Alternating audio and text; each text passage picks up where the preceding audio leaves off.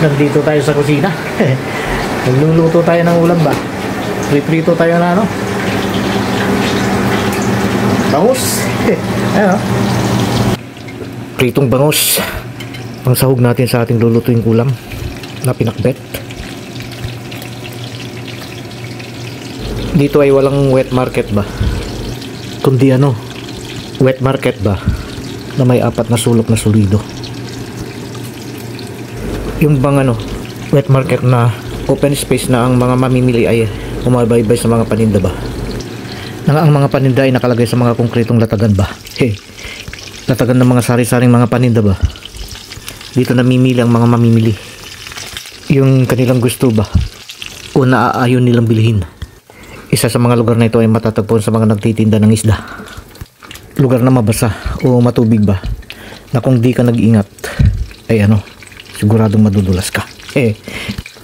Sari-saring mga panindang isda ba ang makikita rito o mabibili rito, lalo na sa mga pamilihan ba na malapit sa mga katubigan o talip pa ba na malapit sa mga katubigan, malapit sa mga lugar ba na maraming anyong tubig gaya ng ilog, dagat, karagatan o kaya pala isdaan. Sa mga lugar pamilihan dito ay ano, walang ganitong uri ng pamamaraan ba na pagtitinda o pamimili ba, bagkus may mga sadyang konkretong lagakan ba ng lahat ng mga uring paninda ba na kailangan o pinakakailangan ng tao. May mga portions dito na kung saan may mga sari-saring isdang mabibili.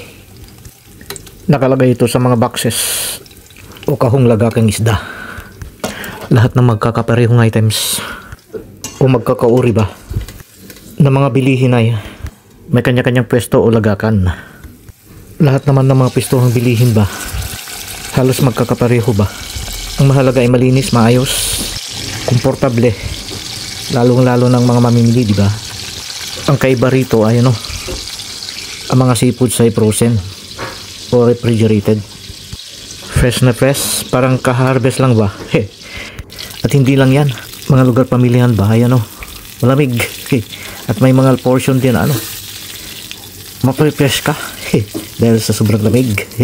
Gaya sa mga pamilihan ba ng mga seafoods, maraming mga pwedeng puntahan ba ng mga pamilihan ng mga seafoods dito. Mga pamilihan na kung saan sari-saring isda ang binibenta rito, gaya ng ano, yung mga yan oh.